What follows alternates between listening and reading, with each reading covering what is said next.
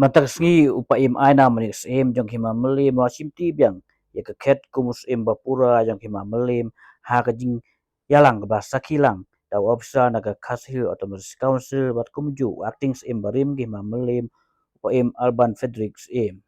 ya kene jing IT la penolong ha office ka Hima Mylliem ha mau kha Shillong la ban kedau ba kami ka High Court ka pengkesan biang ya Paiem Ainam manik Syiem kumus Hima Mylliem hadin bawa syak suspend haka KHDC hau benai jemang mentau snem kadon du kajing ya pen yakni ket hagni rai sau sngi hapdeng usim bat kumju acting usim hol kani ke benta bat dai tat hadu baka KHDC ka penmi ya ke hukum ba un Shimti biang upaim Ainam sim ya ke ket bat mentak sngi ya pendep ya kani ke kamra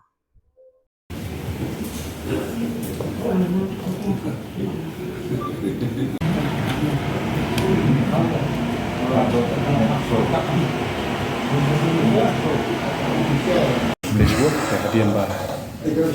nakaliang ke office kejongi nen janmir ni la yok podiangnya ka city naka office jong ka executive committee jong hasil autonomous district council hakabala thung ye master blue ndo ibade inspector mine mineral jong hasil autonomous district council Shillong và subject along the handing over of required asset di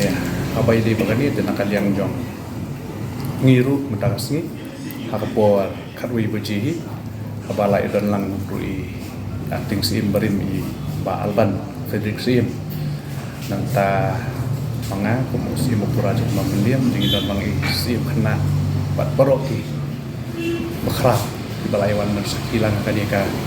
mansan mendagasni kani ko undertaking ka ba la pekre kat kom kani ka city ba lain dengan district council apa W Nundo bolong inspector mine and mineral ila pendap kamram bala tha nakaliang ka office of district council hakaba nakaliang jongi ngilap sign ka undertaking apakah kat kum ka city bala tha district council apa baru amat ila pendap hata lupa ni puak Mylliem ke jami di kalat ho keran syai yang tu haba dan gunung-gunung jikelah di hapo aneka ka section mupra nanta subsection ba balai subsection 1 hani kala keran syai ka balat ho ba when there is a change of incumbent on account of subsection 1 above, there shall be a proper taking and handing over charge of the office property duly recorded in writing between the predecessor and successor incumbent in the presence of the reliable witness. Kena kali yang office jom council kat kum kanika section ke bala. Kedua hapo Hima Mylliem ai. Kalian jong mentang nampak dan ye ban ingin sampai nang pakai ka nama ngaruh dan hadiah kawan sim